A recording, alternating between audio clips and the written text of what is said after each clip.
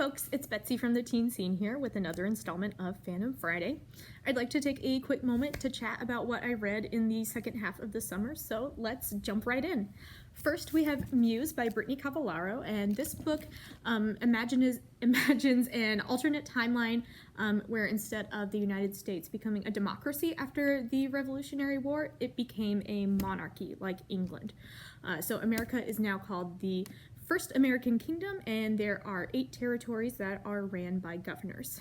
So the book takes place in 1893 at the start of a World's Fair type of event, and our main gal, Claire, has grown up under the strict watch of her father, who is convinced that she has the ability to bless anyone or anything that she touches.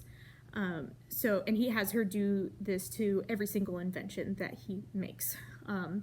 So while they are supposed to be showing off a new invention, this new type of gun at the World's Fair, the gun refuses to fire, and then Claire is taken kind of captive by the governor, and he's hoping to use her as an ally in this war that is threatening their territory. So what I loved about this book is that Claire is really trying to figure out who she is and how she can meet her own personal needs because she has spent a whole lifetime kind of being held off to the side to kind of suit everyone else and to kind of meet everyone else's needs. So that is kind of a major theme throughout the book, is figuring out, who am I, what do I stand for, and what do I want to get out of life. So this is Muse by Brittany Cavallaro. Moving on, we have Pacifica by Kristen Simmons. Now, this book's a bummer. It's a very, very, very good book, and it tackles very important issues, but it's a bummer. In the author's note, Simmons states that a good chunk of the inspiration for this story is rooted in her great-grandmother's experiences in the Japanese internment camps during World War II. So Pacifica takes place in America in a future where we are now measuring years in post-melt. So in this future, all of the ice caps have melted from global climate change, and the world kind of started, reset the clock to 0, and now we are at year 81 post-melt. So the only icebergs that we're seeing are icebergs made out of trash, just kind of all tangled into one giant hunk in the ocean.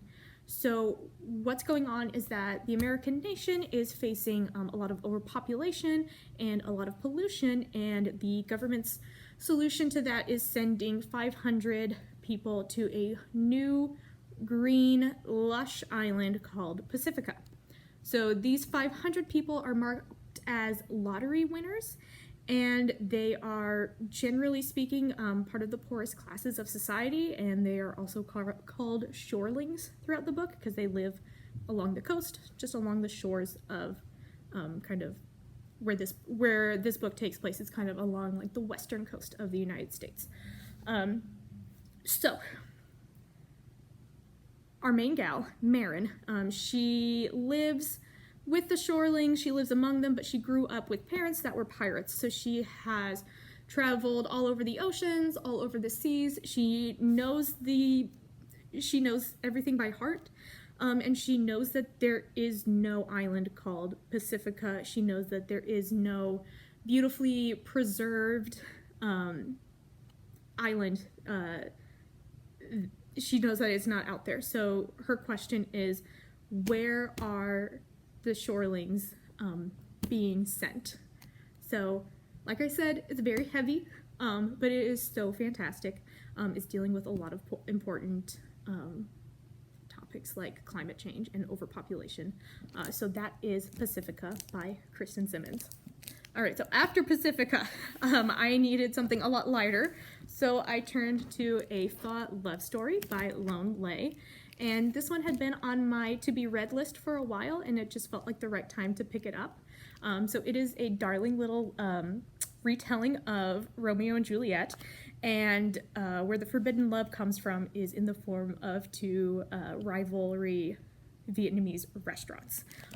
So also, if you are participating in Rogers Reads and you need something to fulfill the Shakespeare retelling challenge, this might be a good option for you, especially if you like cute and delightful little love stories.